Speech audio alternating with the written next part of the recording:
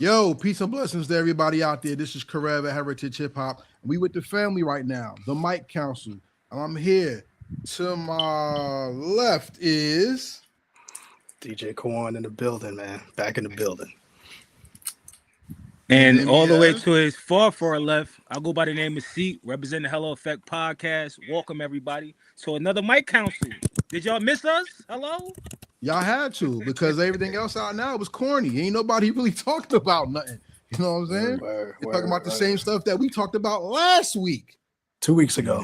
Two Last weeks month. ago. So we are ahead of the curve. So make sure you stay ahead of the curve with us by hitting the like, hit that bell to subscribe to Heritage Hip Hop, Kawon Media, which is the mixtape show, and also the Hello Effect podcast.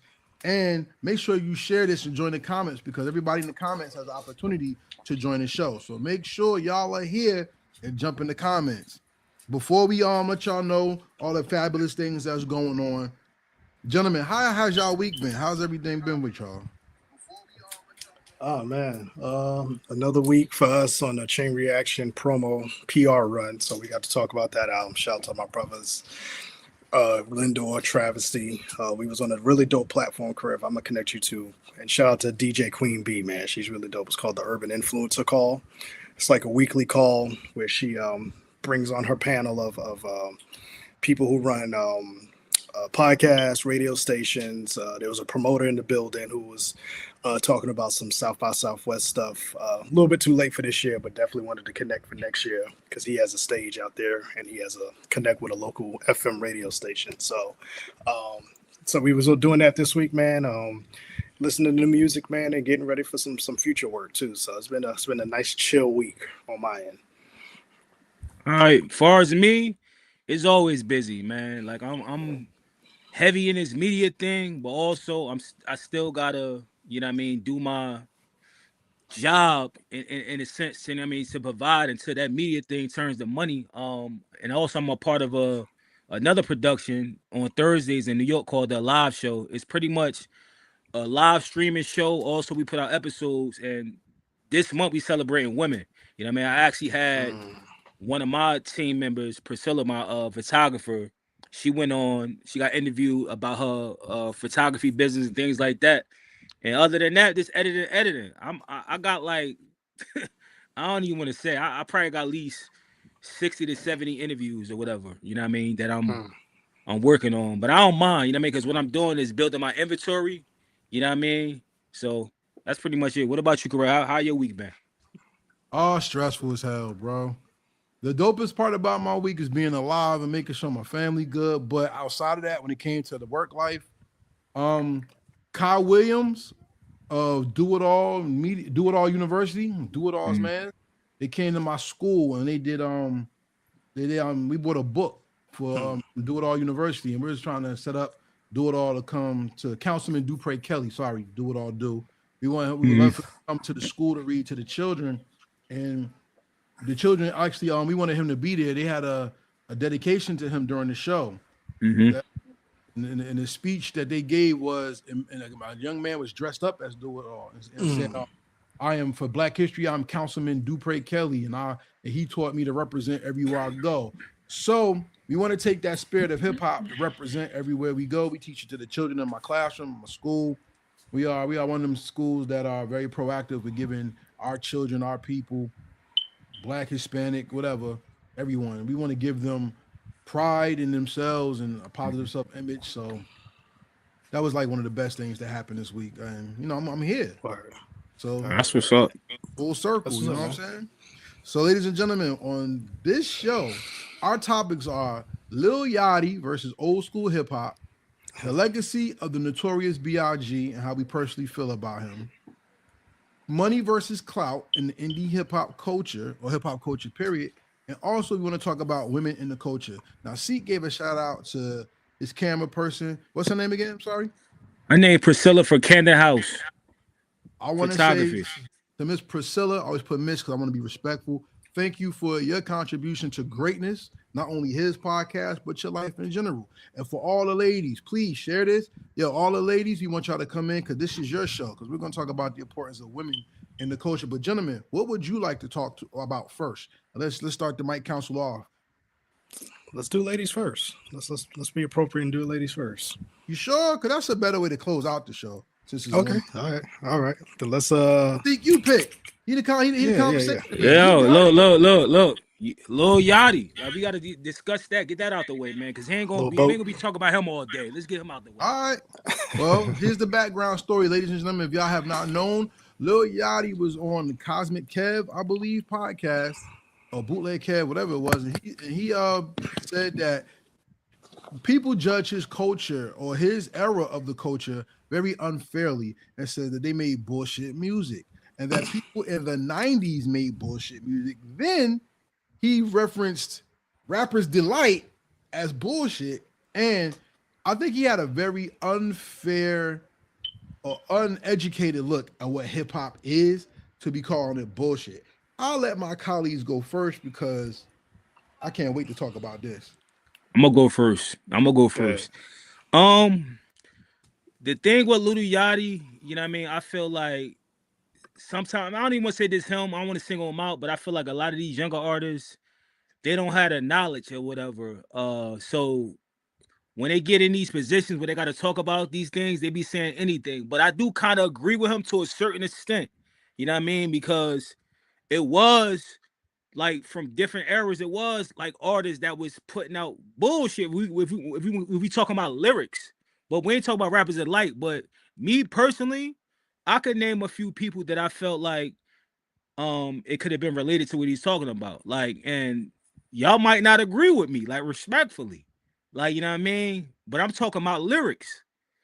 Let's talk about one example. Craig Mack, Flavor in Your Ear. Them lyrics to me, them shits was trash. That's just me listening to him. Like, you know what I mean? I went back and listened to him. Like, he was saying anything, but it was a dope record. Like, you understand what I'm saying? That's my opinion. And another thing is too, I don't know how you might feel about this.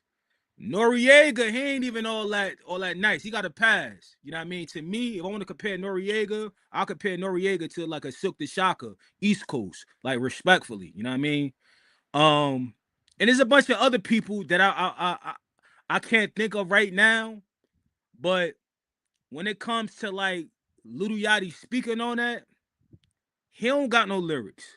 You know what I mean? So he shouldn't even be talking. That's the wrong type of person to ask that type of question or put him in that position. I feel like you got to grab a person like maybe a Kendrick Lamar, you know what I mean? Maybe a Wale, you know what I mean? To ask those type of questions where it's like, who do y'all feel was, I don't know. I don't even know if they'd probably say that shit because a lot of people, they don't want to come out and like in the public and say it. They had these conversations behind closed doors and barbershop and stuff like that. But that's my point on your Lil Yachty. I'm gonna pass the ball to anybody else. Little Boat, Lil Yachty.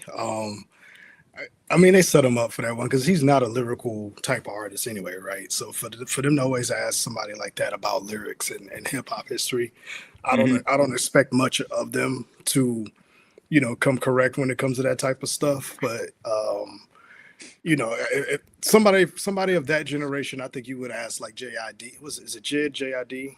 Who's in Cole's camp? Like, yep. So he's a lyrical type artist. So I think he would give a better answer to that type of question or whatever. But we did have trash too, man. Like I said, we had Snow. We had I agree with you on the Nori. Thank you. Nori was at the right place at the right time because Capone got locked up. And then he had a bunch of help come in to finish that CNN album, which catapulted to the solo album with Neptunes and all that stuff. So he was just at the right place at the right time when it came to that. But every generation of hip hop has had whack records and whack artists. So it just is what it is on that piece. And you know what I mean? And so like I said, I'm not gonna give much energy to this one based off of who made the comment. But if we talk about that generational whack rappers and stuff like that, I could definitely. I need to write this down and be prepared for that because I know I have a list of them if we bring this up again. Nah, that's a fact. And to be honest with you, only when I talked about Flavor in Your Ear because I heard it like a couple of weeks ago. You know what I mean? And that record was, I don't know what it did on the charts, but it did very well for him to be a household name at the end of the day. But to me, but it was a remix. The remix just set it off. Yeah. Yeah. Yeah, The remix the set it regular off. It version wasn't the was original. Yeah. yeah, the original ones was buns. The verses, the beat and all the production was, and the concept of it, and even the hook. But I'm talking about the verses to me was trash. Mm-hmm. I ain't gonna RP to the dead. I ain't gonna kill him too much, but you know what I mean. I'm gonna pass it over to Karev. Like, Y'all killing me, yo. All So right. Flav. Yeah. Oh God. All right. Let me put it like this. Yes, there's garbage in every era, but the way he said it, he said he was doing his research. But oh. how do you research the '90s and quote the first rap song that hit the charts? Because DMX said the same thing. DMX said, lyrics is all about lyrics. What the fuck is a hibbit? You know what I'm saying? He used to say that. So, hip hop, hibbit to the hibbity hip hop, right? When it comes to garbage isn't only what you say, it's how you say it. If it hit, how it's That's presented. true. And Rapper's Delight came in an era where people were dancing in the club. It was about getting the party started. So that's an unfair comparison. Look, everybody, let me send this to him. Clip this up. Lil Yachty is ass. There is nothing about his catalog that's good. I don't like his hair. I don't like his voice. I don't like his album covers. I don't like nothing about Lil Yachty's style, because his style not for me. If you're not for me, it's fine. But when you start clickbaiting and putting the culture down to make yourself look good, that's why I draw the line. And when he said Biggie and Pac were overrated, that's what really made me critical of him. Then he did a song with J. Cole where J. Cole was the best part of the song, and Lil Yachty was just ass and there for nothing. He's like the ugly girl at the party that you don't talk to around all the pretty girls. Damn. Attitude. He's Damn. Trash. You want another language? Yeah. Basura. Garbage. Yeah. And I'm gonna keep it real with you. No, I'm gonna keep it real with you, because when we critical of our culture, it's not to put people down, but when you take it and you flip it to put people who are your progenitors down or the foundation down, you can kiss my ass, because I'm gonna keep it real with you. That's like the part of hip hop that I don't like. Because if y'all remember, this same attitude started from Young Money when we had Lil Wayne dissing Emmett Till, or we had Nicki Minaj in the Malcolm X picture and shit like that. And people take that for a joke, and that's something I don't rock with. So for me, it got real ugly for me when I heard this, because I'm like, this young man has the talent to get better, and I want to see him shine, because it's not a small thing when they use poverty against us, and he has the opportunity to do something positive for his family by making music. I wish him the best with that. But don't shit on people who came before you, because yes, there was garbage that came out before, but there were gatekeepers that let people like them not shine, and we had the top cream of the crop music that came out. If Lil Yachty came out in any other era, Lil Yachty would be the guy rapping buffing the floors at a damn Walmart. Matter of fact, I'll take it back in the day. He wouldn't be at Walmart. He'll be washing the floor at J.C. Penney's. You want to take it back? Let me tell you something, yo. This guy is he. If y'all remember GTA San Andreas, the guy that you had to steal a demo from the known rapper to make him famous, that's Lil Yachty. Yeah. Trash. Garbage. And for him to say something about the old school and other people being garbage, 90% of them garbage rappers from the old school are better than him. That's so true. Who are you really criticizing? That's true. I listen to Nori. You said Nori. I listen to Nori over Lil Yachty. I mean, yeah, of course. Craig Matt over Lil Yachty. Wait. Let me land my plane, please. Listen, for all the people that he calls garbage, he used top tier talent like the Sugar Hill Gang for its time, because they were the first on the charts. For him to call them trash, for him to call Pac and Biggie overrated, who's hot to him, and how does he measure himself to them? Because the way I look at you, Lil Yachty, whenever you play his music, I hit the receiver or the reliever and I flush. Fuck Lil Yachty's music. I'm good, yo. Nah, let me ask you a question. Why we compare generations though? Like, he wasn't in that time. He shouldn't be speaking on. That's like the same thing with sports when they try to compare Michael Jordan and LeBron. Nah, he need to speak on people that's in his class. Like, you understand what I'm saying? It's nothing wrong. I don't understand how some of them artists be afraid to have rap battles. That's a part of the sport. Like, you understand what I'm saying? To sharpen your skill. Like, don't go on these other podcasts and speaking on OGs that paved the way for you. Like, you understand? And Yeah. I get your point, Karev. Like, them artists that you like, Nori, of course Nori ain't better than him. You know, that's a different generation. To me, I feel like Lil Yachty, he best at doing other things. Like, he had the podcast. I think he would have been good at that. And also writing for people. Like, you understand what I'm saying? Like, he might not write the best shit for him, but he probably could write something for somebody else. You know what I mean? And that's all I got to speak on that with him. I'm done with him. I ain't waste too much energy on him. I think that type of energy is based off of, we just lost that handing down the mantle the proper way, right? At somewhere it got crossed up where people started saying, if you got more money than the previous person, then you're better than him. And it's not that, you know what I mean? So they substituted the love, the passion, and the experience for the money. And so now when these new cats come up and they get these stupid deals, they feel like they're better than the previous person. Because you've seen that with is it LaMelo? Was that it? Who's going with Cameron when he was beefing about? And he was basically saying just because you got that deal with Def Jam, you know what I'm saying, he's a better artist than Cam, you know what I mean, kind of thing. So I thought that was Jello. Jello. One of them ball boys. One of the balls, yeah. So they just replace the money with the experience and the catalog to make them feel like that they're better than previous generation, where they don't understand that these previous generations open up the door and the experience for you to walk through. You know what I mean? And we just don't have that. We don't have that handoff anymore like it used to be. Fuck them, yo. No, I'm not even gonna be nice about it. No, fuck them. Because at the end of the day, it's not about us handing the generation down. It's people letting money control the culture. Bottom line. Because let me tell y'all something, yo. Let me be very honest. The reason why we got people criticizing the generations is because people want to be relevant and they clout chasing, which can go into our next subject. Because clout chasing has been destroying the game for years. Because you got people who start beef to sell albums. You got people to do outlandish shit to be talked about. And you've had an artist, I don't know if y'all knew this, but you had artists actually say, it's better if I die because then everybody would talk about me and buy my music than if I stayed alive and did nothing. So that clout chasing, that want to be the top of the conversation thing, that's what I think fueled him in saying this. What do y'all think about what I said? And how do y'all feel about the clout chasing and the money aspect of what's driving the culture, mainstream and indie for yourself? I think these kids or people in general, I ain't gonna say kids because it's grown ass men that do it too. They just want the attention. They attention whores. That's all it is. It all boils down to them wanting to be attention whores on this thing. And they can care less about the art. They can care less about the daily grind of it. They just want the moment. You know what I mean? They want to be talked about. And Jim Jones did it. He started that Nas thing recently. And at the end of the day, he was like, yo, I just did it because I know that clicks equals this and this, that, and that. You know what I'm saying? So it wasn't really how he really felt. It was just like, let me say the wildest thing to get attention so people could talk about me for the next week or so. And then, when people call you on your BS, it's like, oh, well, I just did that for this, or I just did that for that. You know what I mean? So it's pointless. That's why a lot of the social media stuff, when people say wild stuff, I don't even tap into it or check into it because I already know off the rip what it's about.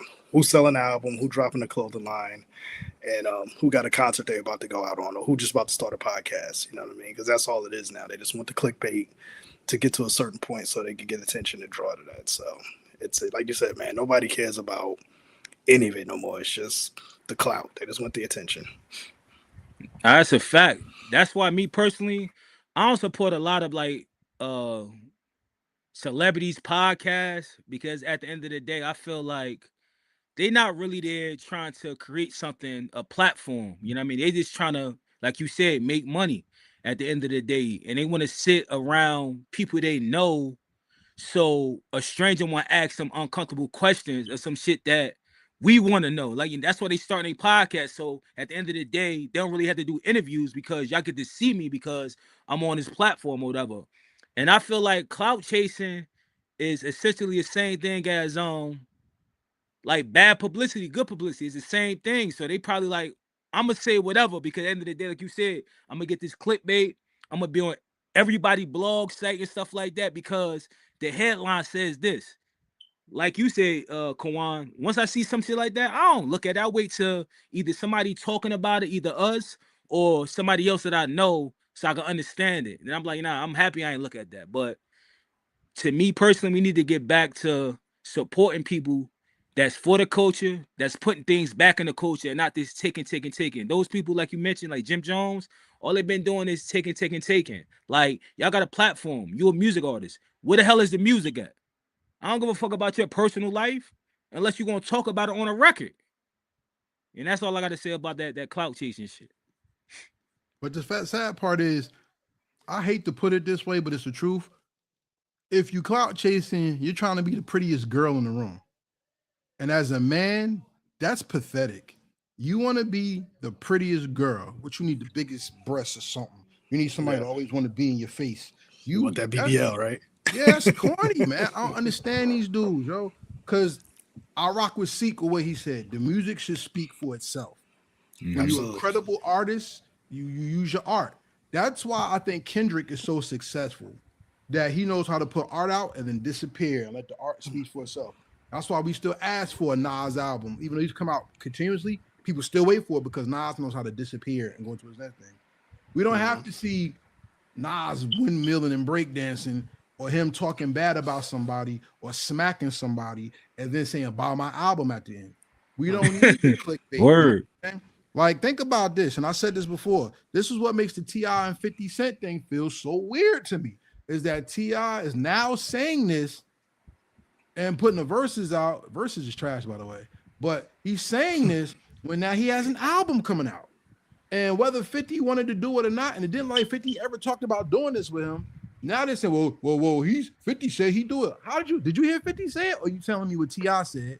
Then, because of the 50 Cent effect, what I call this the unit stimulus plan, now Domani and King is popping. And we talking about them. And the people who are getting the residual praise from this is Tiny, Yayo, and Murder. Game is now out doing interviews talking about it. I ain't seen anybody talk to Lloyd Banks about it. Maybe Buck's talking about it. I don't know. So that stimulus package is going somewhere. And with the new artist, it's as people talking about Leon Thomas, because he got the song with Power with 50. This is T.I. on the new Power. Make sure y'all pay for that plug, by the way. All I'm saying is that the clout has confused the younger people on what hip hop is, because hip hop beef used to be something special. Like, yo, why are they talking about each other? Let me tune in. Now it's a new beef every week. You got J. Cole and Saha the Prince, and I ain't want to turn this into a beef thing, but that's a clout thing, because clout means you the man, and to be the man, you got to beat somebody to be somebody. And then they throw the money involved. Like, no, you can make money by being the enemy to somebody else in the culture. Then y'all talk. It's ridiculous. You know? I think, especially for the mainstream artists, they're setting a poor example for the up and coming people who consider themselves, because not all of them are, but they consider themselves to be hip hop. Look at how the clout is getting people killed when it comes to drill music, trap music. Look how the clout is getting people killed when it comes to gang related activity and wanting to be down. Look how the clout has led to, I told you I forgot the artist's name, but the artist said, and he took this from Freddie Prinze Jr., who died in the 1970s. He said, if I make music and I die, people will remember me for my music and I'll live forever than if I live and nobody listens to me. Yo, that's insane. And that leads me to think, is this why people got pissed at Empire Records? Because Empire was signing people, all the most dangerous rappers, and then coming out with life insurance policies on them. So when they died, they was able to recoup all the money they put on them for their money back. Go ahead, bro. Go ahead. Can I say something real quick before I lose my train of thought? At the end of the day, that's a stupid way to think at the end of the day, because that don't necessarily mean people gonna listen to your shit. You know what I mean? Because everybody know, like, you get mad love, you know what I mean? Once you go for a little bit of time, then life goes on. Like, you know what I mean? Unless you was an incredible artist, like a legend, like DMX, his music gonna be listened to forever. Jay-Z forever.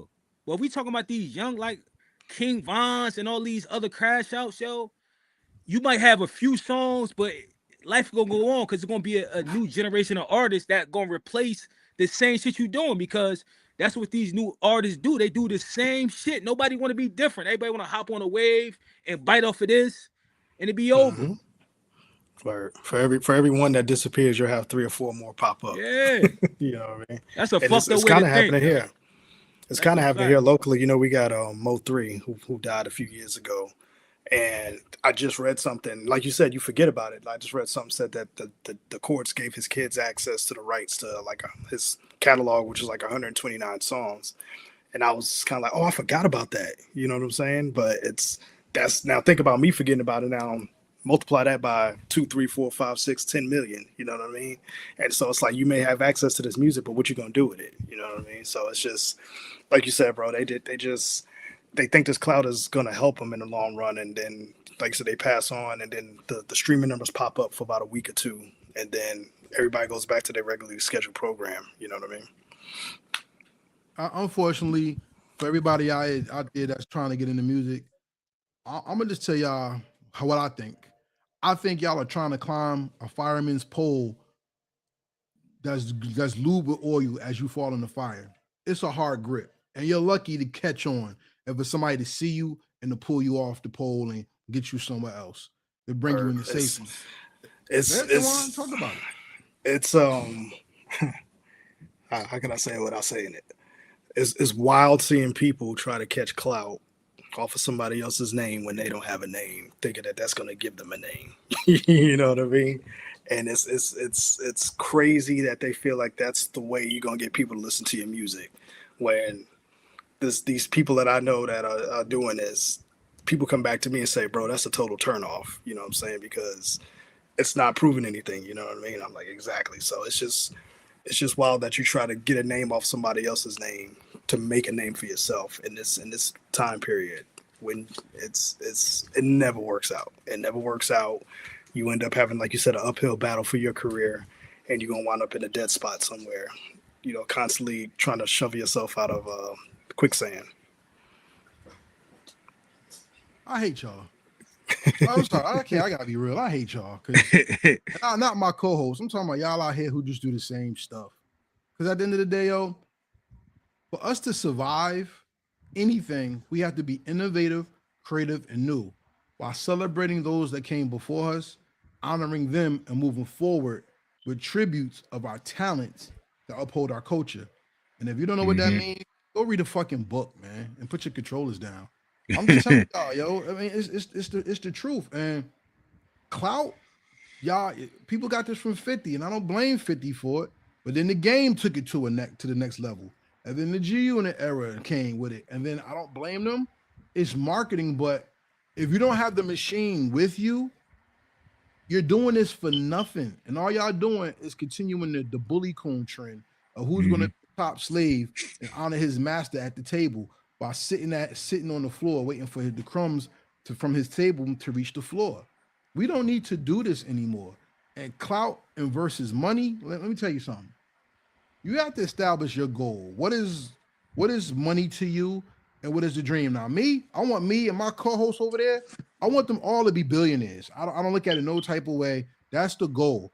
Even if we're not billionaires, just to sit comfortably where we can take care of ourselves and our loved ones, and we don't have any worries. I don't have to be a billionaire. I could be a six-figure millionaire.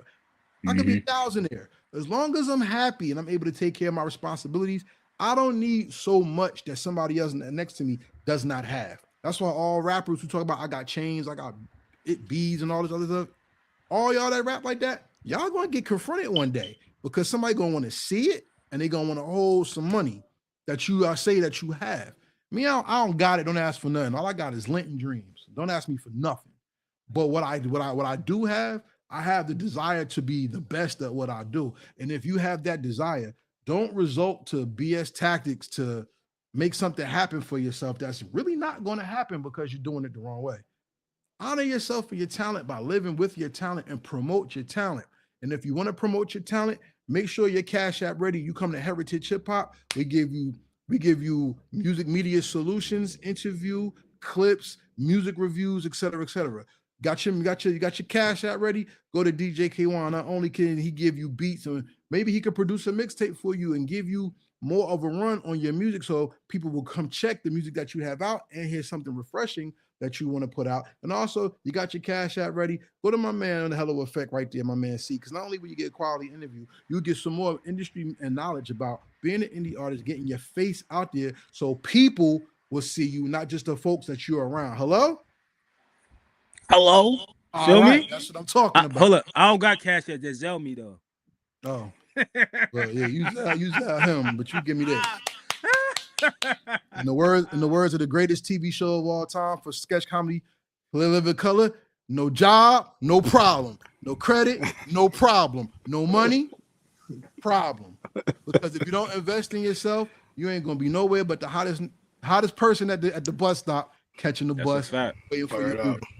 But your The boys think you hottest, hot though. the hottest broke rapper in the world right now. Hello. And you're not showing Price or Red, man. So cut it out. All right. So, gentlemen, how we doing tonight? How y'all think we doing? Drop a comment. Let us know how y'all feeling the show. Let's By go on. Let's go on some of them comments. They've been commenting. Like I seen Drums Rugged. well, He said Drums hip Rugged hop. said hip hop is so broad. Everything doesn't have to be about dope or complex lyrics.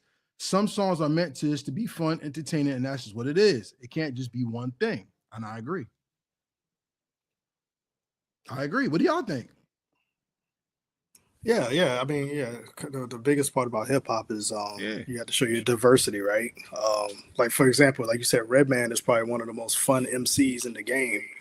He doesn't take himself too serious, and you can see it in his music. But he's serious with his music. You know what I mean? So everybody ain't got to be a killer on the block. Everybody ain't got to be Mobb Deep. Everybody ain't got to be, saying NWA. So yeah, it get simple. Sometimes simple is the best way to go. You don't have to be too complex with it.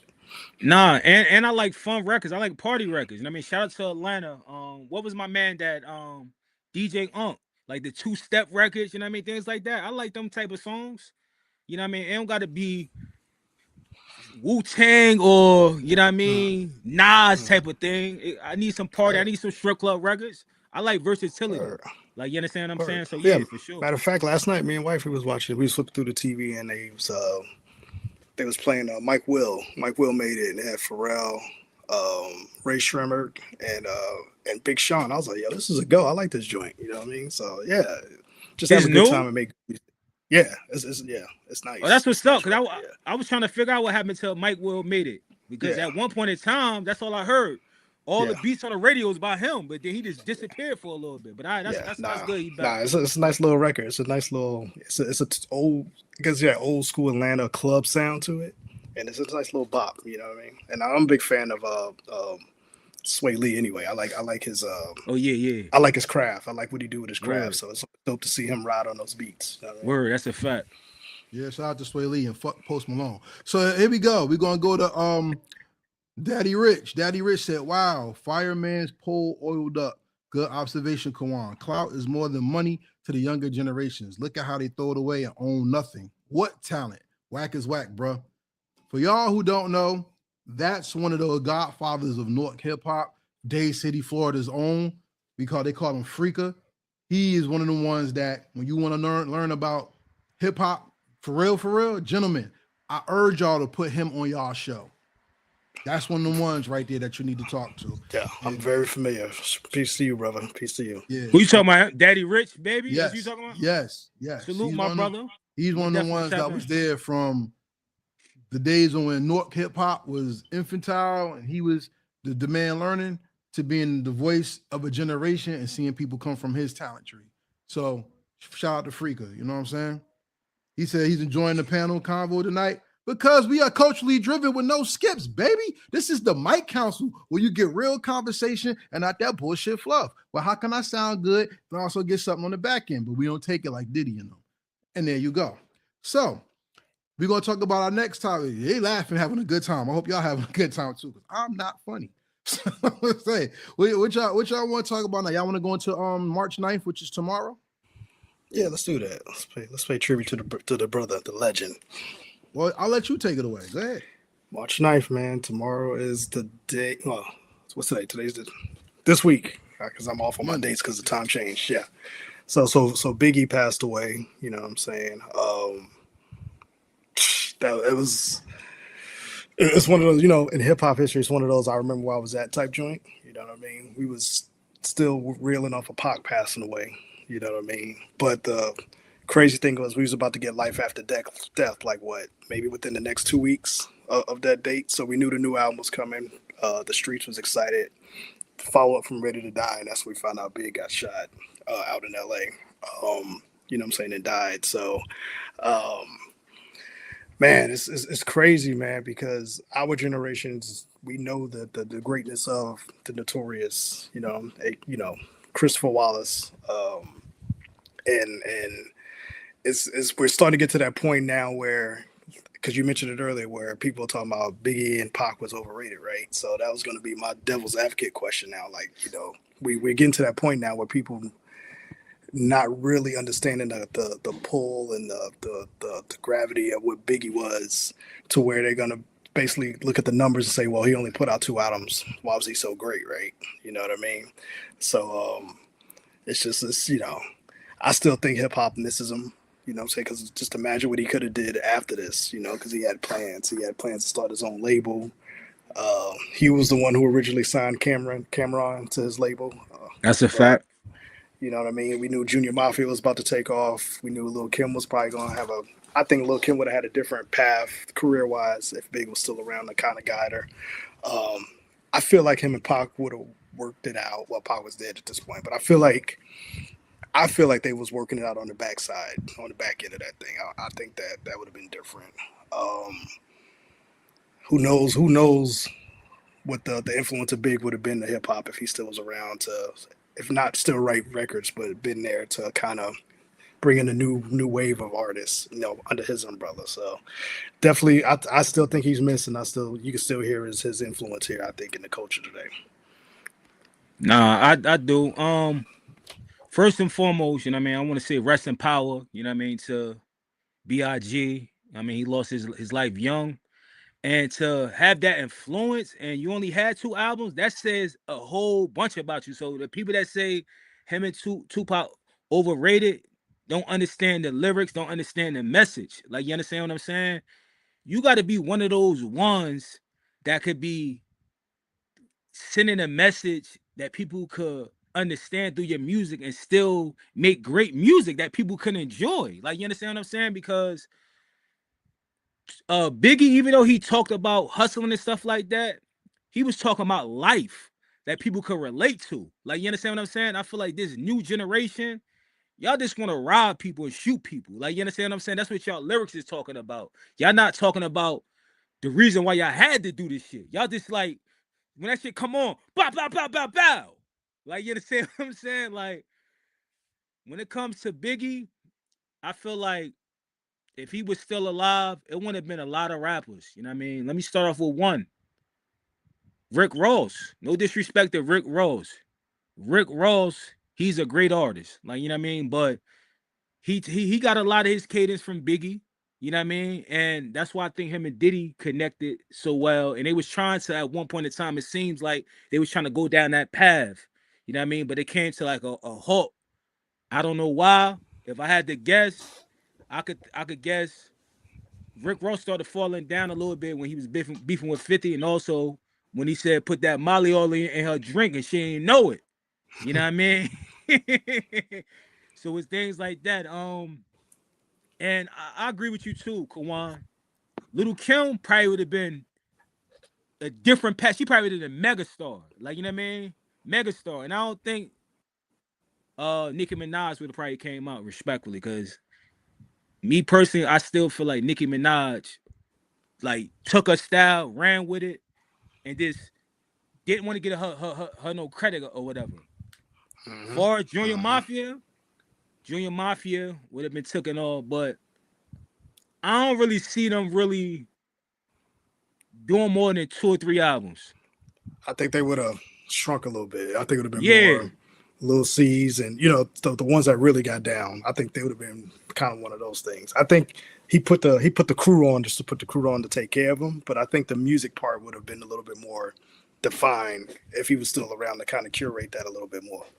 Yep, and he definitely knew talent, because like you said, Cameron, I'm pretty sure Charlie Baltimore and a Charlie whole bunch of other Baltimore. people. Mm-hmm. Mm-hmm. A whole bunch of other people, whatever. I'm gonna pass this Karev. I've been running my mouth too much. I know you got Nah, something you to can say. This is my talk. looker. Yo, this is the greatest show on the internet. Talk, run your mouth. Now I'm a Yeah. little parched. I need some water. Okay. All right. I mean, think about life after death, because I know that life after death was bootleg heavy, so we really didn't get the real version of it. Like, Yeah. it was some joints that cut, but My man was rocking with Bone Thugs and Harmony, Too Short. You know what I'm saying? Jay-Z on that album. Um, man, I think that's probably one of the greatest album intros. That Life After Death intro. Um, My Downfall with DMC was dope. Niggas Bleed was dope. Like he has some joints on there, man. You know what I'm saying? You could just see his craft was just getting better and better. What he was doing, man. He was becoming a better storyteller throughout all of that. So it's just, I feel cheated, just like you feel cheated with Pac, and you feel cheated with a lot of those, Lost Boys. You feel cheated with those type of Big L, and it just sucks that that era of hip hop happened where it was that. That's where the beef was too real. You know what I'm saying? It wasn't just an industry thing; it was real life stuff, and it sucks because we as hip hop fans got cheated for a lot of great music and a lot of great moments that could have happened. Let me say one thing for you, talk, Karev. Yo, on the future show, we need to talk about the hip hop police because that's something very important. I agree. I agree. Um, I got a soft spot in my heart for Biggie. No Diddy. I mean that. Because Biggie represented a part of hip hop that looked and felt like me. So when I always talk about my favorite hip hop artists, I never put Biggie in my top 5 because Biggie for me was above hip hop. Like when I talk about Naughty by Nature, I don't talk about Naughty as hip hop. Naughty is above hip hop. They're like on another level. I don't just say they're just hip hop. You know what I'm saying? And yo, Biggie for me, when I looked at Biggie, I saw me when I saw Biggie. No, I'm not fat, black, ugly, or whatever. And I ain't had no coochie down to the socks. None of that. But you could tell how much he loved the culture by how he rapped in his singles. Come on, when you heard Juicy, tell me you ain't know the words, yo. I used to let my tape rock till my tape pop. Like, you know what I'm saying? I mean, like, March 9th was always hard for me because I remember waking up that Sunday morning and the radio was quiet and it was sad. And I heard Angie Martinez. I think it was Angie Martinez I heard. Or was it Lisa Evers? It was one of them. And they talked about Hot 97. Biggie got killed in Cali. And I remember I was walking as I was back in my parents' house. I was a young man then. I walked into the dining room, put the radio on. Then when I went to go get my breakfast, I stopped, went back in the chair, sat down, and just did this for hours. Because one of my favorite artists got taken. And the impact Biggie had on me personally was beyond wordplay. It was beyond structure. Cause that's easy, cause that's the hip hop part. If you look at Biggie, right? Biggie did not represent the clean cut, chiseled, sexy mantra that people put on television. Biggie was the everyday fat dude you saw outside that people made fun of, and he made it. So that was like a hope that, man, I mean, like, yo, for me, like it still hurt.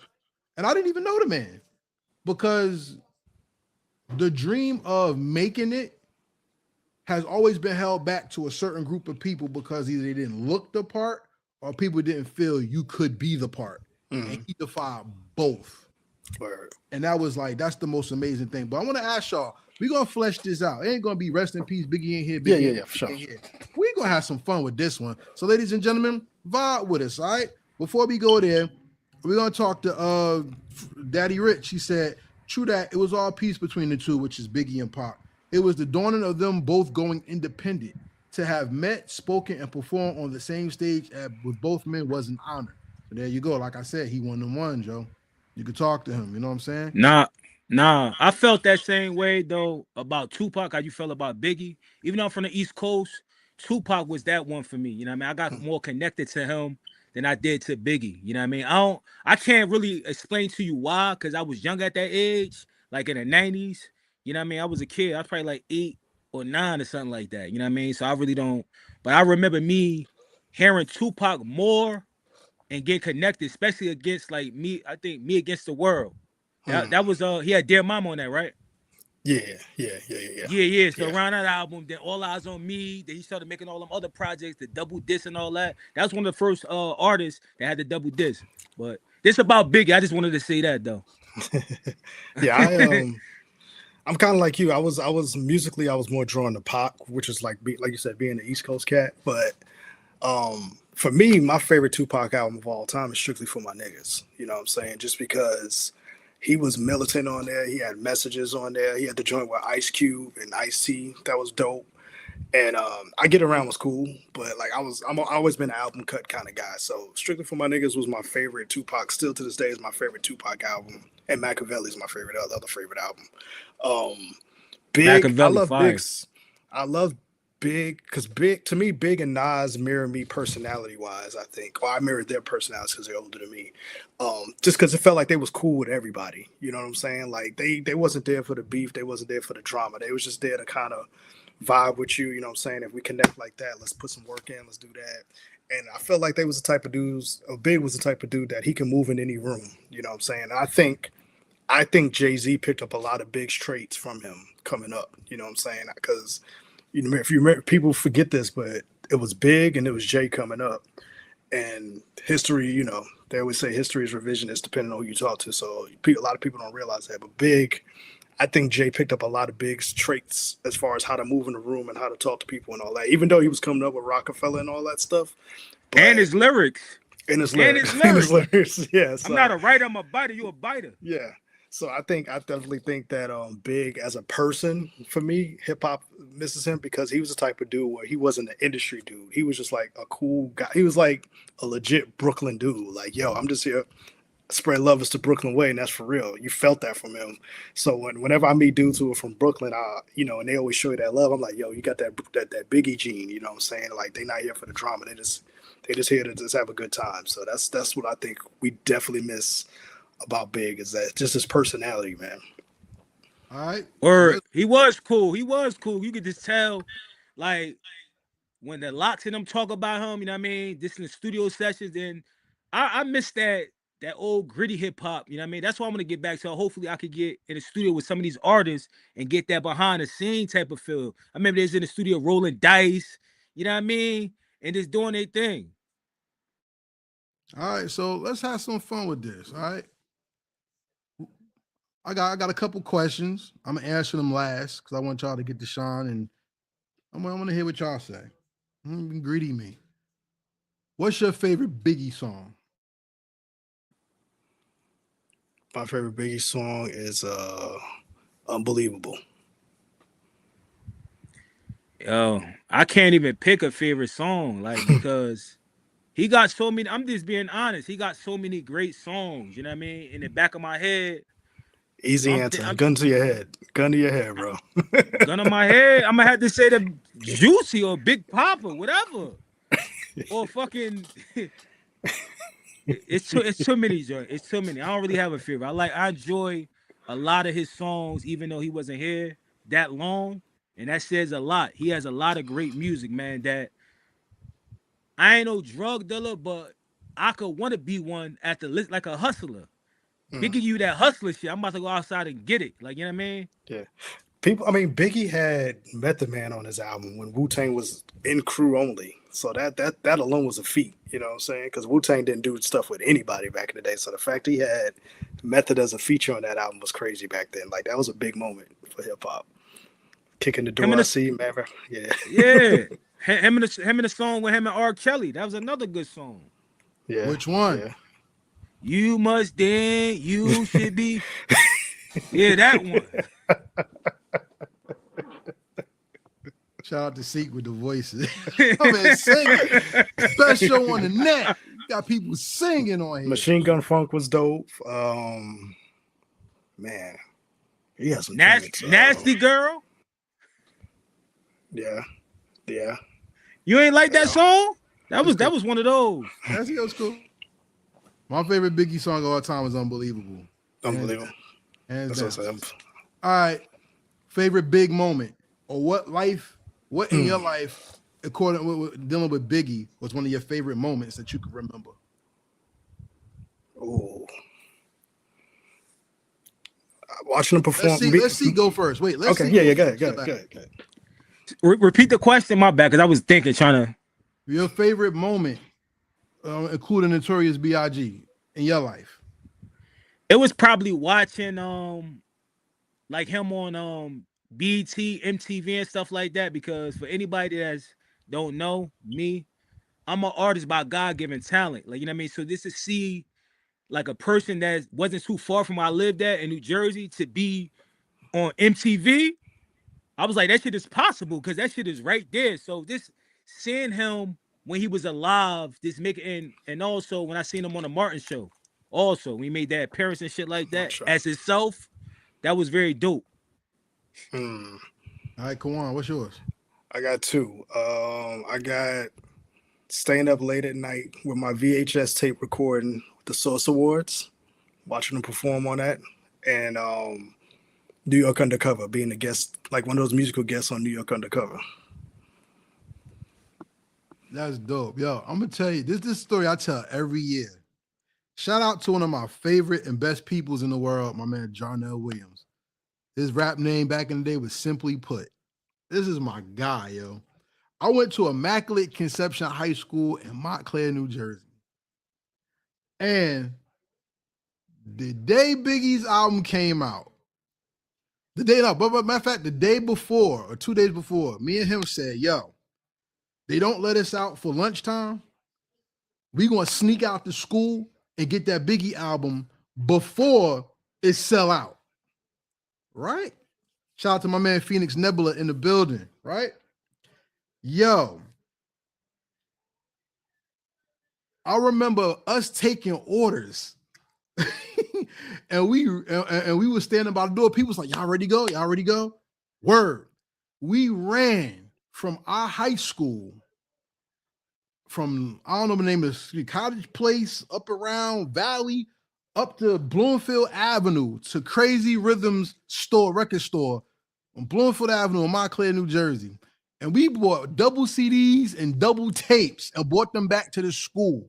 And you would think we had cooked crack in our bags. We had the hottest fucking product in the building. Everybody's like, yo, what you got? What you got? What you got? And the damn gym teacher thought we had paraphernalia. The way it was people was bugging out in the school. And I remember we ran and put everything in our lockers and locked it up. And I remember the gym teacher walking around asking, do we have something and things like that. The simple fact that we did what we had to do to break the rules and have a piece of history lets you know that the impact Big had on us in 1997 was top tier moments. And to think that, yo, he didn't even get to tour this album.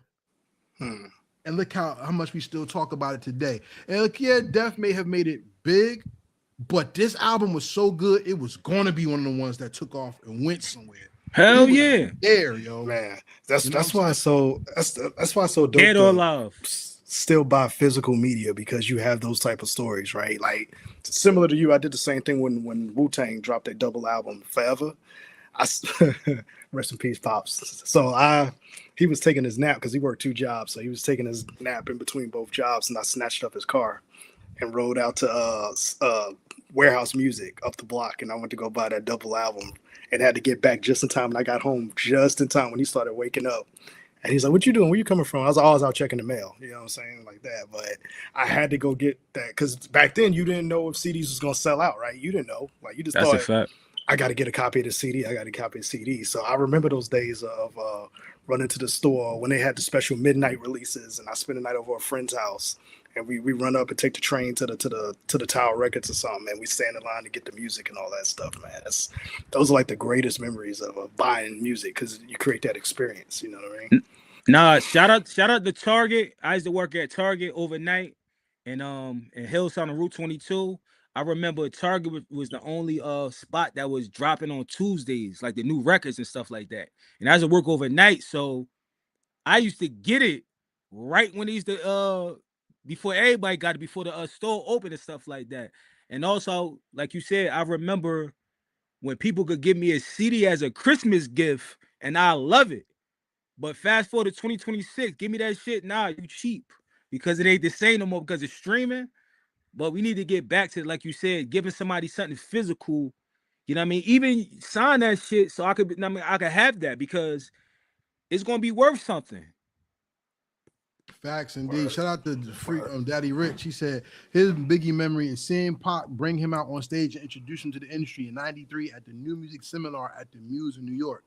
History. That's history, y'all. I remember saying my last history. Rugged, and I know Drums is in here. So we had a spot called Redbird Mall out here in Dallas area. It's like the Black Mall basically.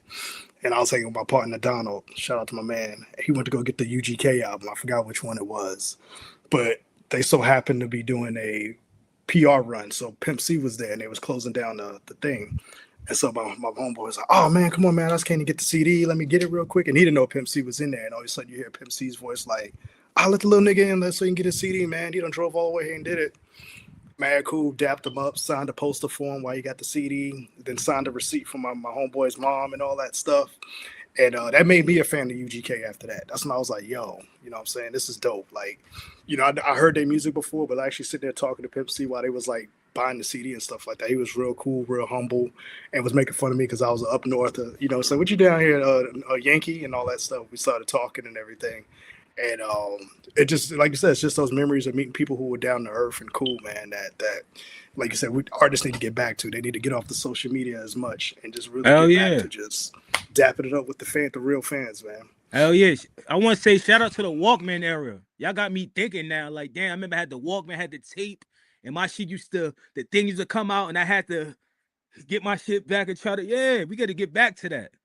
I mean, the Walkman area, I had, speaking of Nori, so we talking about early on, I had both his albums on tape or whatever. You know what I mean? I was always get like D Block, The Locks, Cameron, DMX, all them people right there. Even I had got the Cannabis, the second round knockout joint.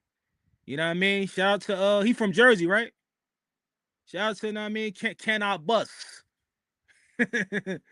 Yeah, shout out to Cannabis. But I got a harder question for y'all to end out the Biggie segment. Top 3 what if Biggie moments that you would have wanted to see or you heard about and wish you saw. Kawon, I'll let you start. Top 3. Or do you want me to start? Yeah, go ahead. You start. Top 3 what if Biggie moments I would have loved to see. Number 1, the Commission. Because the Commission would have been Big, Jay, Charlie Baltimore, Lil C's. Everybody forget, and Diddy, of course. Whatever. But everybody forgets Tracy Lee. Tracy Lee was Biggie's artist that he was pushing, and then we would have seen hands high. And then we would have seen what their locks could have been even sooner with the Commission. Because the rumor was if Biggie did leave, he would have started his own label, which he already had, and people would have followed him there. So that's number 1, the Commission. Number 2, what if is what would Brooklyn hip hop would have been? Because Biggie's goal was to unite East Coast hip hop. Because the rumor was that song Victory was supposed to be on the Commission album. Diddy was not supposed to be on that song. It was supposed to be Biggie, Busta Rhymes, and Nas, the way the rumor went. This is all alleged. I don't know. I wasn't there. But what had New York hip hop would have been if Biggie was alive, and we would have saw the advent of what New York could have been? Because we could have seen Big and Jay eventually clash heads. We don't know. We would have probably seen Big and Prodigy clash heads because Prodigy called Biggie corny at one time. And that would have been interesting. So that would have been interesting. And then, you know, if he really was to unite, what would Biggie and Wu-Tang as a collective have been together? Would there have been a Big and Wu-Tang? Because Wu-Tang was cool with Pac, and Pac wanted Wu-Tang with him. Another what if would have been to go with that is with the South coming in, where Biggie had worked with Outkast and Goody Mob. I mean, now that they lying on his name, because Sleepy Brown saying he dissed Outkast, and we never heard that back then. I would love to know. Clout chasing. He clout chasing. Yeah, that's ass. Get out of here. Yeah. Trash. My last thing with the what if is what would Born Again had been? Because that was the last album in the trilogy of Ready to Die, Life After Death, Born Again. And Born Again was supposed to be a triple CD to get him off of Bad Boy. And he said in interviews, Born Again was going to be a triple CD that talked about his life since he's made it and why he's happy to be alive. So he was trying to find his way to keep it rugged, street, and everything, but show the good side of what he was going to become. And Sky's the Limit was the first song he did in that spirit. He said that in an interview. I don't remember if it was Vibe or The Source. Don't quote me on that, but I'll find it if you want me to. But what would Born Again had done as a triple CD, got him off his deal. I mean, not considering what we know about the industry happened, that probably would never have happened. But to see it happen, and to see what Junior Mafia, Kim, Tracy Lee, Cam, Charlie Baltimore, Jay-Z, because remember, Jay-Z wanted to leave Dame Dash back then. He was going to retire. He changed his name to Iceberg Slim. So it was Frank White and Iceberg Slim, the commission. People forget that part.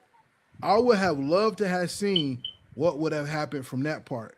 Because the Biggie and Pac thing, I'll let y'all handle it, because when too many people put their hands in the pot, you go from stew to shit, and everything gets spoiled. And that's why this man got killed, because of public perception, and he was dissing him, and he was dead, and all that. I don't want to talk about that. But if he survived, those are some things, what if moments I would have loved to have seen. Gentlemen, y'all got it. Let me just say one thing. I'm gonna let Kawon go first, but I just want to ask you a question. Was Born Again that the last album that they put together, added other people's verses on and made fake songs? Like, yes, that's the one. That was the one Diddy, piece the alive. first one that Diddy came out with. Because remember, Diddy still had to fulfill the contract. So Biggie had a 6-album deal. So you had the first one, the double C, the other one, right? Born Again came out, Biggie duets came out, and then he came out with the greatest of new Notorious B.I.G, and that fulfilled the monetary contributions or whatever. But yes, Born Again was supposed to be the last in the trilogy, and that was it for Biggie on Bad Boy. Hold up. All right, I gotta ask another question. Why? How he had to fulfill a contract of a dead person? Shouldn't that contract be non and void, or he just wanted to make sure he got that money? No, because just like we talk about with the other rappers dying and people taking out policies on them, Diddy said that, and this is in a Gene Deal interview, a Kirk Burroughs interview. He said Biggie's worth more to me dead than alive, because he started making more money with Biggie being dead. But he was going to maximize the Notorious B.I.G name by putting new stuff out more and more and more, to the point where they destroy his legacy and put out Afrobeat songs with Biggie on it. And that's what I was going at. I'm like, damn, that's kind of crazy. Like, that you still putting out made up shit, and you is destroying his legacy, because I feel like, but some things he put out, I'm like, that don't even sound like Biggie. Well, that's forced. You know what I mean? But let's get back to. But look, just to go off what you said, think about this. The Black Album concept was Biggie's album, because he said Jay-Z took it. Biggie, after Born Again, wanted to not have one. He's not on Bad Boy. He was going to drop an album with an all-black cover and said new B.I.G album, and that was part of his marketing off of Bad Boy, a fresh start. Yeah. So he ain't a writer, he a biter. So y'all gonna get me mad tonight. But go ahead. Let's. And that's like I said, I heard that from people that was. That's crazy. If anybody wants to say I'm wrong, I'm lying. Okay, allegedly. Yeah, that's crazy. It mirrors the Tupac thing, because the Machiavelli album was supposed to be a double album, and that would have got him out of his deal, and he would have been done with Death Row. So that's why that Machiavelli thing probably happened the way it did, because now Suge owned all those records because he didn't fulfill the deal. And to add on to Karel's point, you had Bad Boy, but you still had whoever was above him. Like, Bad Boy is an imprint of a label. Bad Boy is not a label. Bad Boy is an imprint. Clive Davis. Yeah. So like Universal, he had the mother company. Yeah. So he owes them these albums. You know what I'm saying? So they need these albums to be put out so he can fulfill his deal to them. He's dead though. That's fucked up. It don't matter. What happened? The parent label don't care about that. They want their money. So we gave you this money for these 6 albums, so you need to make it happen So somehow. so So, Diddy should have gave it back. So it's Diddy fault, then, pretty much. All right. but so my what if moments would have been definitely the commission. You got me on that one, Karev. I was gonna say that too. The commission album.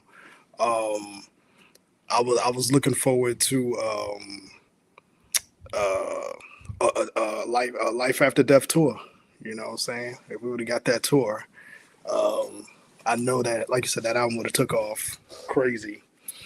Um, and I would say another what if, like, man, I think Karev kind of took on my answers. I wanted to see what Undia's records was going to be. With, like you said, with Cameron, Charlie Baltimore, Tracy Lee. Like, I think Big would have curated some really dope records, even if he wasn't directly rhyming on them. But I think he would have helped curate the next generation of some really, really dope MCs had that happen the way it's supposed to. Like, Cameron, I think would have been, that Confessions of Fire album would have been real dope. You know what I'm saying?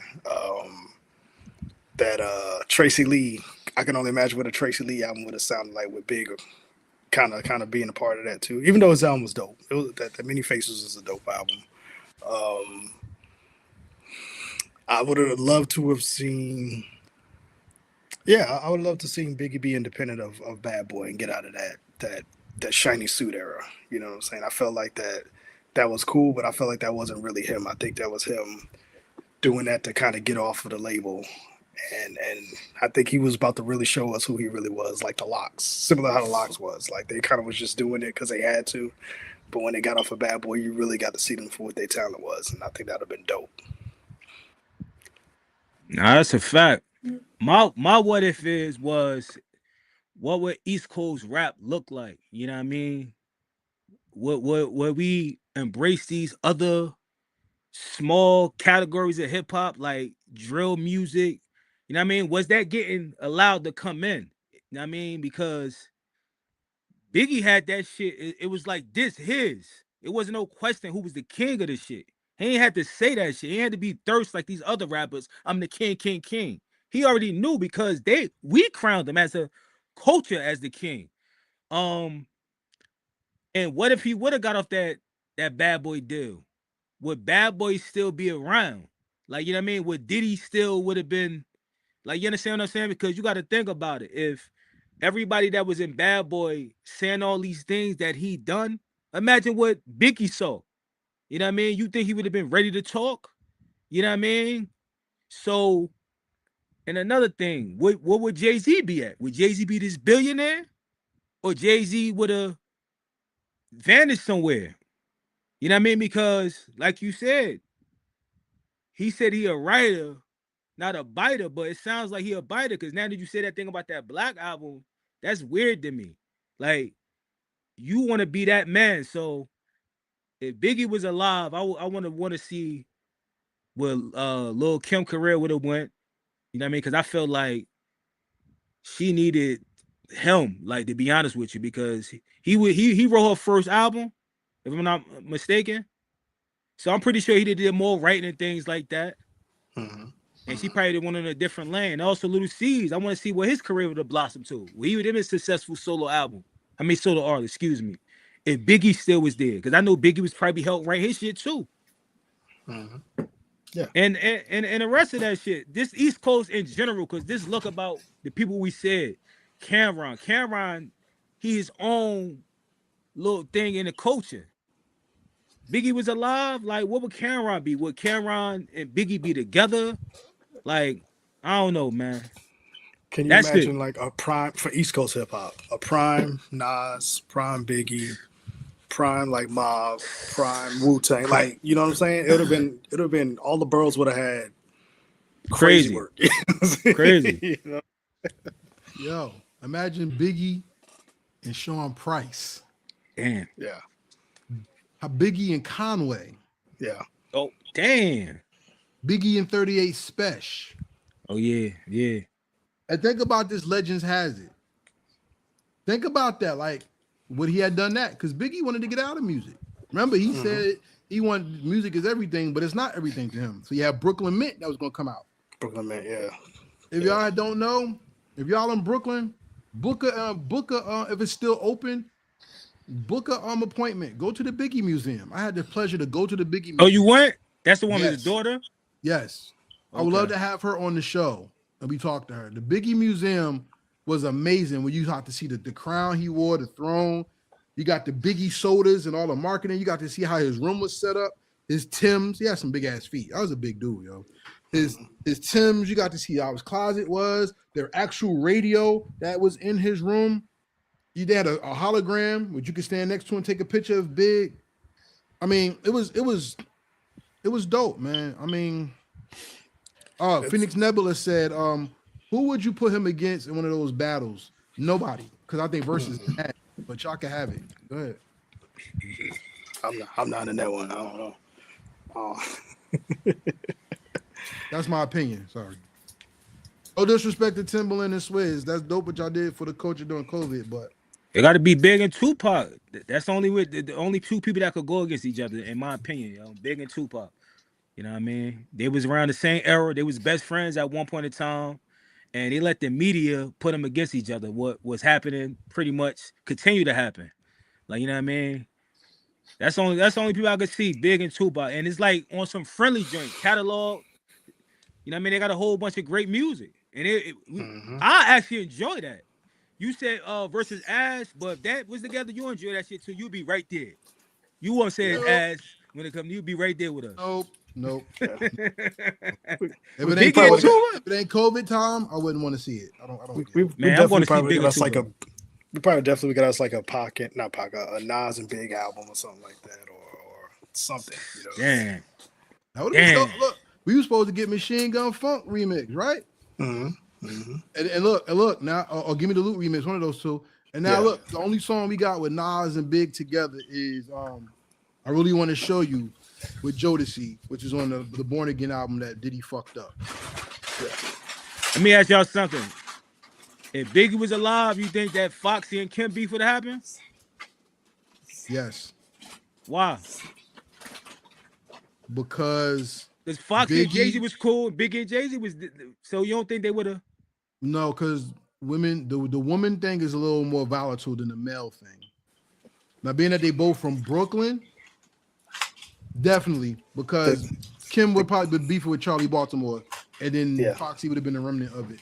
Yeah. Unfortunately, the industry won't let you have multiples. They make it feel like it has to just be one. You can't have multiple dope female MCs. They always have to make it feel like it's only one room for one, which sucks. You know what I mean? Now I like to see them do a verses. I mean, even though they had real beef, people went to jail and shit with it. I mean, they made the Young Jeezy and Gucci Man happen. Yeah, and it's good to keep and we celebrate women too. We celebrate women also, man. Like positivity. You know what I mean? I love to see them. And they're at a different age right now. They should be moved on already. You know what I mean? Let's get together.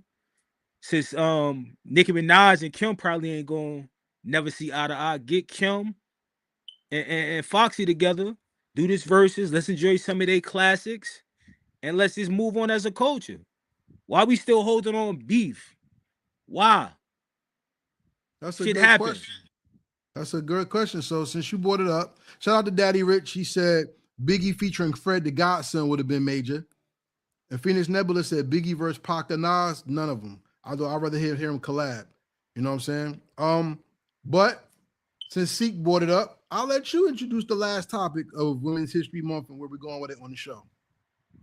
All right, so I think we talk. We want to celebrate women for Women History Month. I just want to shout out me personally to my photographer, one of my good friends. You know what I mean? She go by the name Priscilla. We call her Priz. Cannon House Photography. You need any dope photos, any dope videos, editing, graphics, anything that's containing to media. She do it all. You know what I mean? Make sure you follow her, tap in on her, and celebrate women. You know what I mean? Because I feel like for the last couple of years, and this is my point of view, women been getting the bad end of the stick. Like, you know what I mean? We need them more than possible, you know what I mean? Because they create life. Without them, we wouldn't be here. So I know they got a month, but I think we should celebrate them more throughout the year. You know what I mean? Especially your mother, your grandmother. I know we all be busy and stuff like that, but we got to make time for the people that we care about and love. You know what I mean? Even if you got a baby moms, you know what I mean? You don't see the eye to eye. Still tapping with her, see how she doing because she gave your kids, you know what I mean, life and stuff like that. But much love to all the women out there. Salute to the ladies. Salute to the, yeah, man. I try to make it a point on the music side to partner up with a lot of women in the industry if I can. Like MJ Savino, that's a sis. You know what I'm saying? One of the best publicists in the game right now. She's always my go-to on anything music related. I definitely always look for the non stripper style MCs.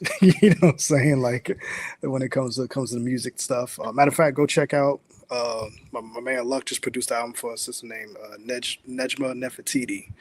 She Mm. just dropped the album called Method to My Madness. It's really dope. Um, High quality, high bars. You know what I'm saying? She puts life in her music. That's a dope one. And you know, man, you just don't want to be in a room full of dudes all the time. It's good to have some female energy around to kind of balance things out and make you see things different way. Because that's I grew up around women my whole life, so I always look to them for guidance on a lot of this stuff. You know what I mean? Just because it only makes sense. You can't always go by the opinions of just some dudes all the time. You got to have that balance in your life. Nah, that's a fact. Amen. That's a fact because I feel like I work better with women. Like you understand what I'm saying? I feel like they understand it and they go that extra mile. You know what I mean? I feel like men sometimes I ain't doing that. Like who he think he is, my boss? No, I'm trying to work together and respectfully, it got to be a boss, no matter where you at. It got to be somebody that got to take. You know what I mean? It's levels to this, and everybody should be okay with falling in place and finding your spot. Like you understand what I'm saying? Shout out to the ladies once again. I'm gonna switch this up, yo, because it's so easy to say the things that we said, but we the best show on the internet. Yo, y'all need to make sure y'all hit the like button, comment, share the video. Please don't have us have 12 people starting and we only got one like. Everybody hit the like button. We need the algorithm to pick up on the show. But for Women's History Month, I want to say I want to get a biggest shout out to a non-woman hip hop group that made a song dedicated to women that people don't talk about at all in hip hop history. And that's Public Enemy. Public Enemy has a song called Revolutionary Generation. And that song was dedicated to black women. And it even was a speech at the end of the song where it said, Mary McLeod Bethune said the character of a race is defined by its woman. And that right there tells you about the importance of women, whether they're mothers, teachers, companions, friends, aunts, grandmas, mothers, or just regulators of attraction in our society. Women play a very important role in the foundation of the Godhead, which is life. And like I said, we've always been taught these lies that men and women are the opposite sex. Remember, to oppose means to fight. When you find a woman that you are complimentary with, that's when life starts. And we live in a world today where people use the internet to say men don't like women no more, or you got to be a Sigma beta man, or don't date single moms, or we got all this stuff going on, and we're not getting into the appreciation. So for today's show, to end our show off, we wanted to give it to the ladies primarily because hip hop and our culture is more than music. That's what Heritage Hip Hop stands for. I want to ask y'all a question. Who are some of the most impactful women in hip hop culture that don't make music but have impacted you? Ooh, You said that don't make music that impacted me. Yes. in hip hop culture. Um, I want to give a shout out to I think her name is Karen Civil. You know what I mean? I see her doing a lot of things for a lot of artists. Um, Even an artist that ain't really at that level. You know what I mean? She be like I remember seeing her when Fetty Wap was at his first start. You know what I mean? Before he got signed and stuff like that. She went back to Patterson. She filmed like the day-to-day life and stuff like that. So she always showing love. And I believe she's Haitian too. You know what I mean? So shout out to a color woman that's showing love and not gatekeeping to people in the industry that's just like her. So I want to shout Mm. out to her. Hey, I got to go back to the OG herself, man. Cause she helped me.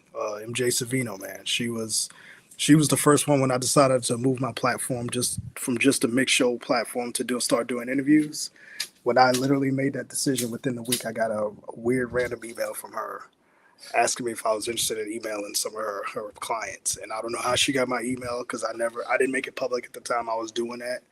And one of the first people I got to interview was a Doodlebug from Diggable Planets. So I jumped in, at the top of the scale, in my opinion, you know what I'm saying? And ever since then, we built the relationship over the years to where I've had the pleasure and the blessings of interviewing like all her big name clients and her indie clients. And Karev is how I met her because Karev was one of the guests on my show and we started chopping it up. So MJ's opened up a lot of doors for me personally on my platform to where it is right now. And if it wasn't for her, I still just be doing mixtapes, you know what I'm saying, and mixtape shows and like any other DJ out there. And she helped open up the interview platform for me. So if it wasn't for MJ, I wouldn't be here. Me and Karev wouldn't have got tight. We wouldn't have had mixtape show pop-ups in New York. We would have talked to Billy Danz, Capadonna, Drez from Black Sheep, Doodlebug, you know what I'm saying? Just like, and that was just all off the love of what I was doing, and she saw what I was trying to do, and she helped build that. So she's definitely one of the women in the industry who deserves every accolade that she gets in the game. Shout out to her. Shout out to her. Word. I wanna, MJ, salute to MJ. Salute to Coach K. Coach K helped me. Sometimes, my man, shout out to my partner in life, my partner in crime, my dude. You know what I'm saying? BQ at Fatty's place. He said, everything looks different with a new set of eyes. And like Kawon said, you don't want to be in a room full of men. So one of the wisest things I thought of was having a woman help guide me through making heritage hip hop better. MJ Savino is one of them. I want to give a shout out to Miss K. She has the first Muslim woman to own a music label down there in Texas. Shout out to her. Shout out to Coach Kendaka, my coach. She's the one who helps put me with new ideas for heritage hip hop that I've been sharing with these gentlemen to make ourselves a media powerhouse. You know, shout out to Joe, a 6-man entertainment, putting Bad Seed in them on their game. You know, shout out to them ladies right there. I want to give a shout out to the women in the culture too, who have behind the scenes not had the microphone and stood on stage necessarily that have pushed the culture forward, like April Walker, Walker Wear. We're talking fashion right there. I'm talking, damn, it's so many. I'm talking about like Miss Melody, D Barnes. That's media. Miss Melody is a rapper. Angie Martinez, Sister D Barnes, Big Les, who danced in the Living Single intro, who was the host of Rap City.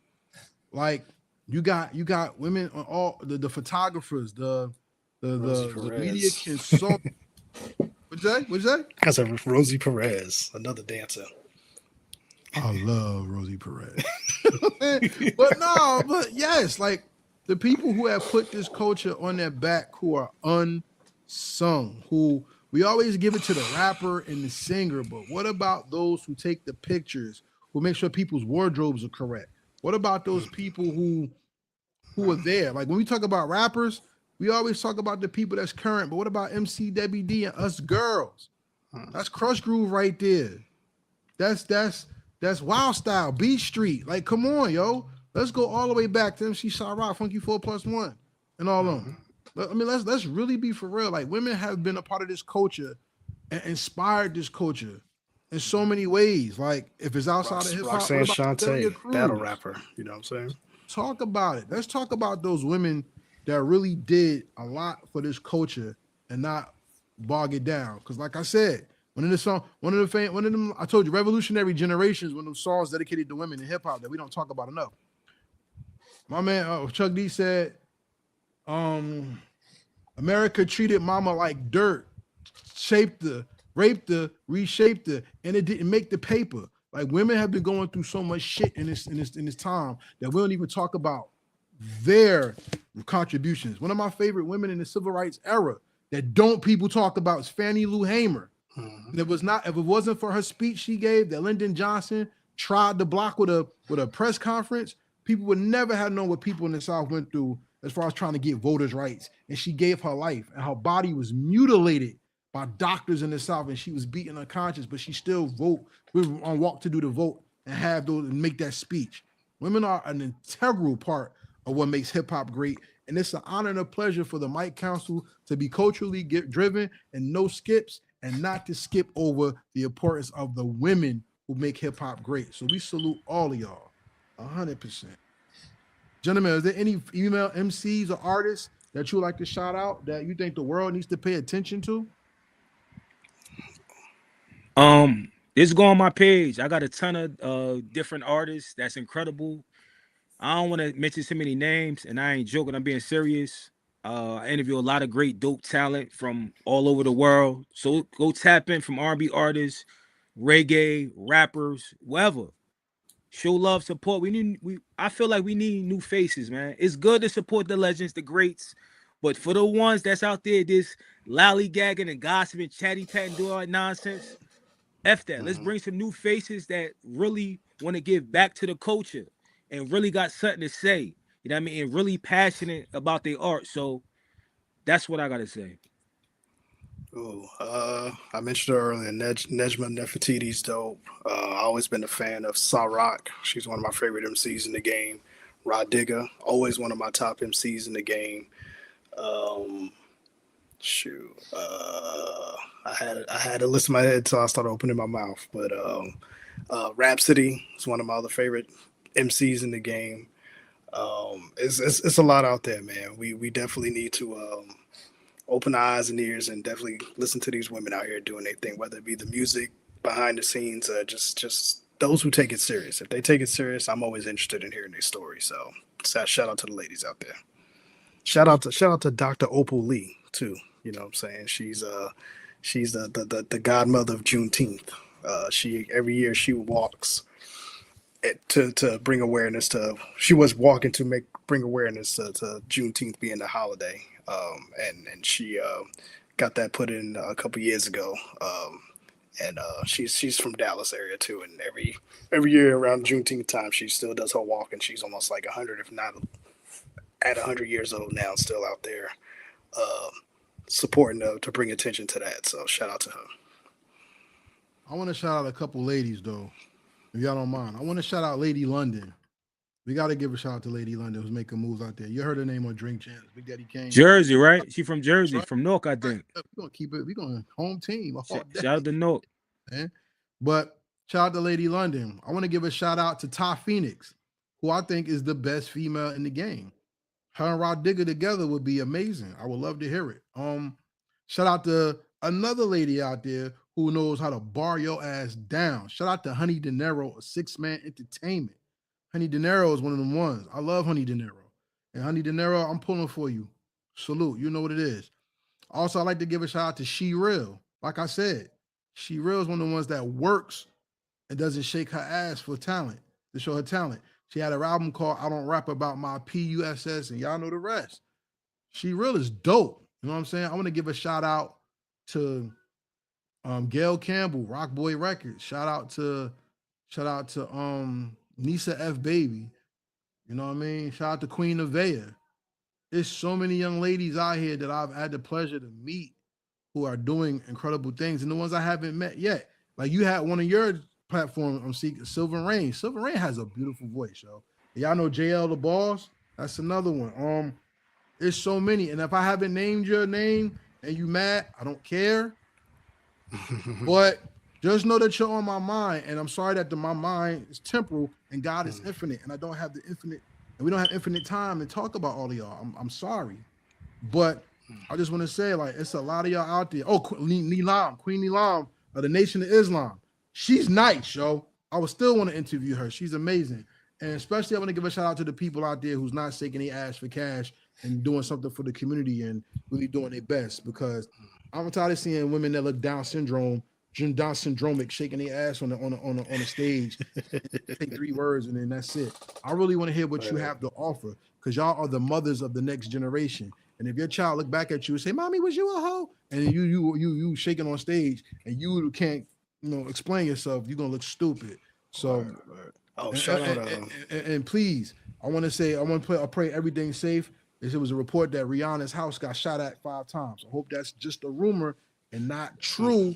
She has a baby, so All She got, mothers. I pray for all mothers to be safe and to be well. yo, she gotta check her man, man. He still think he a thug in Harlem. He a billionaire. He gotta change his mindset, man. If that's true, hope it's not true. But That's it seems crazy. like That's crazy. ever since he won that case with supposedly shooting Hmm. at one of his boys, his childhood friends, he probably think he untouchable. That's all I'm saying. But It's crazy. All alleged. We don't know nothing because we wasn't there. Allegedly. All Yeah. alleged. word, But I hopefully pray, it's not Uh, true. yeah, I hope, especially with the Rihanna thing, I'll pray that's not true because it's flashing all over my phone, and I don't like to play those games. You know what I'm saying? So, with that being said, gentlemen, we have to end the show on a high note. What's in your rotation? Give me one that you want to put in for this week, and let's do one for a lady and one for a man. Let's go. Come on, let's go. I gave mine's away. Nejma Nefertiti is new. She just dropped it. Um, what is that album called? It is called.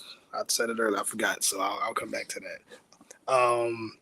That's the female that you definitely need to check out. And I'm still gonna self promote. The Chain Reaction is out. Lindor, Travesty the Lazy MC, produced by myself. We just dropped a new video last week for Sid and Bill, and it's dope. Oh, Method to My Madness. That's the Nefertiti album. It's dope. Produced by my brother Luck of H&L Associates, and that's what I got in my rotation right now. See? I go check out this R&B artist. She's from Philly. You know what I mean? I just interviewed her. Her name Priscilla. She's on my latest post. Um, and for the men, I just recently interviewed an artist. He's originally from New York, but he stayed in the West Coast. His name Unlearn the World. He just recently dropped the project, so go check out his music, and also go tap in with him because he also teaches hip hop to schools, to the youth, and stuff like that. So, um, it's a great interview. Also, go check out um my page also for a bunch of different, like I said before, indie artists that's passionate, that's on that level, and you might be a new fan. You might need that in your life. You never know. This might be something that y'all looking for. I ain't being nice. I'm just keeping mainstream. They can have all that. Cause y'all wanna salute the indie artist, go to his page. You are indie artist, I wanna have a dope interview. Word. How do you give a fuck? Check his page and check my page out. Check out Kawon page. Yo, we celebrate y'all. But in light of the death of the Notorious B.I.G, he funny, yo. In light of the death of Notorious B.I.G, I'm going with Life After Death this week. I'm gonna listen to some Biggie this week because like I said, that's part of how it's one of them days, you know what I'm saying? For me, and as a woman that I listen to, one of my favorite albums outside of Dirty Harriet, because he said Rod Digger, and I agree. Shout out to Rod Digger and the Lyrics Matter organization that she has to teach hip hop to children. I listen to Ty Phoenix, and my favorite Ty Phoenix project is the Masters Program. She won the Heritage Hip Hop Project of the Year award for the Masters Program. Please check out Ty Phoenix because it's worth your while. And she has one of my favorite MCs who passed away on there. Rest in peace, Tame One of the Artifacts is on there. Listen. Ty Phoenix is one of them ones. And if you don't want to listen to Ty Phoenix, go check out Honey Dinero, part of Six Man. She got what's it, HHMM. HHXMM is her Murder Megs. Murder Megs is a female producer with some of the dopest beats. Shout out to Murder Megs. You know what I'm saying? I'm going there with it. You know what I'm saying? That's my picks. That's in my rotation for this week. Gentlemen, Seek, I want you to start, then Kwan, then me. Any last words you want to give to the people before we sign off? Yeah, I just want to say, stay safe. You know what I mean? That's first and foremost. Stay prayed up. You know what I mean? No matter who your God is one God. Also, check on your people, man. Like, everybody ain't looking for something. You know what I mean? We all going through rough time, I mean, in this world, but a conversation could save a life. Like, you understand what I'm saying? Like, because mental health is at its all-time high. Like, you understand what I'm saying? So check on your folks, man. Like, tomorrow's not promised. And also I do want to say, For anybody that been here since we started doing this thing, we appreciate all y'all support. May you continue to support us. May you continue to share and get your people to support us. Make sure you follow us on all social media platforms. Subscribe to the channel because collectively we do different things, amazing things alone, but together, I mean, make this magic happen every Sunday for y'all. So thank you for the continued support. And yeah, man, be great at whatever. You know what I mean? Everybody got a talent. Utilize it, man. When it comes to YOLO, don't be YOLO because you at the club spending rent money on the bottles. Now be YOLO on something that you have that God-given talent in. Invest in yourself. You know what I mean? No matter what it is. You know what I mean? If you're a music artist, if you're a filmmaker, whatever it is, invest in yourself because ain't nobody gonna do it. And don't look for support for your family because they never do it. But much love and respect. That's all I gotta say. Word up. Word. Yeah, man, to kind of piggyback on that too. I'm kind of there with that too. Yeah, just black out the noise, the outside noise, you know what I'm saying? Turn that into white noise, focus on your goal, invest in yourself. If you can't do it yourself, find somebody who can do it for you. But if you get to ask you to pay for it, you know what I mean? You should always want to put out the best of whatever it is that you do. So just do that, man. Put out the best of whatever it is that you can do. And, you know, just be happy with that. Don't look for no handouts. The world ain't built like that. So, you know, just speaking from a place of you know, just being a creative, man, you just kind of got to work on what works for you and just focus on your art, man. You know what I mean? That's all I can say about that. And with that being said, the last word for me is we living in tough times right now. Countries going to war, prices of everything going up, and it's hard out here. Do the best to take care of your home, your sanity, your family first. F everything else if it's not important to you. Take care of your needs first. Then you take care of your wants. Because when you take care of your needs, you fortify yourself to be able to get what you want. So please, knock out the noise. We got our people fighting and dropping bombs on people and all that. And we Heritage Hip Hop, I pray I'm speaking for the Mixtape Show and the Hello Effect. We ain't with none of that shit. We are all about peace, love, unity, and having fun righteously and nothing else. And outside of that, also, we are having a promo. We want 5,000 subscribers on each page. Hello Effect Podcast, the Mixtape Show, and Heritage Hip Hop. So please, when we get to 5,000, what we're going to do is we want to get a circulation of everybody's emails. And we're going to send y'all all something very special from all of us. And no, it's not going to be a plaque or something. We're going to give y'all something that you can use, and that we feel that it would be dope. You know what I'm saying? Something for all of y'all because you're helping us grow. We want to grow with y'all. So this is the magic number: 5,000 subscribers. So if you were subscribed to my page and not those two gentlemen's pages or vice versa, you fucking up the algorithm. And we are the algorithm. Because remember, everybody that y'all watch, you know, all these celebrities, they talking about the shit that we talked about 2 weeks ago. So we've been there and done that. Rock with us to get what the culture really is talking about and what the culture really is stand for. And with that being said, I'm Karev at Heritage Hip Hop with Kawon of the Mixtape Show with Seek, the Hello Effect Podcast. Hello. What up? And we out of here. May the Most High bless y'all. Peace. Thank you and good night. We are Heritage Hip Hop.